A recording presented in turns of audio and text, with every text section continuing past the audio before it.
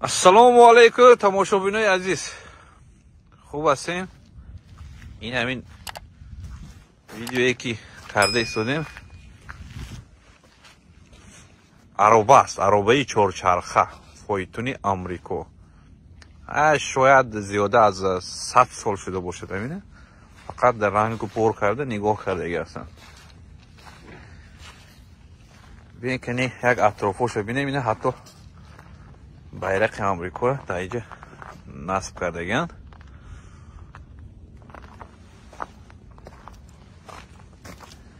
سترکتورش ببینیم، ساختارش ببینیم.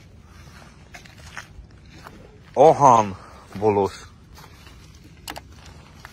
این دیگه ایناش از چوب، فقط چوبه رنگ بول کردگی. بعد همین چرخش نه در اینجا آهن است دیگه. اینش هم آهن در شیشه خیلی معلوم. درونش هم خیلی کنم کنی درونش اینجا ترازو هم داشته. اینو بس کنم یک اسپک هم میگیرن. پیشتر همین قطعی گوشت میکشوندگی است. اینه رکلامه گوشت است. این هم خیلی نگاه کنی درونش.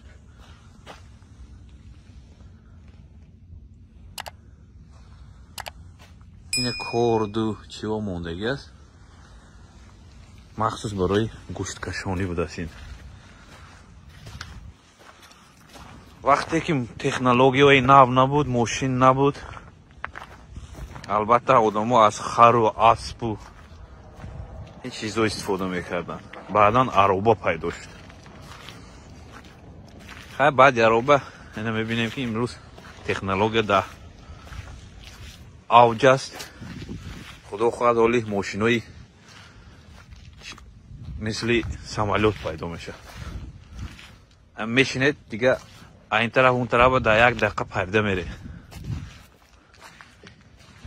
این عملی شونده است گمان میکنم. این هم خیلی تاریخ آمریکا. در یکی از جایها خریدن، شاید در اکسیون خریدگی باشن. میگیرند یا خودشون استفاده میکنند یا برای موزه میسپرند، میفروشند، پول کار میکنند. باشید که باشیم دوستای عزیز.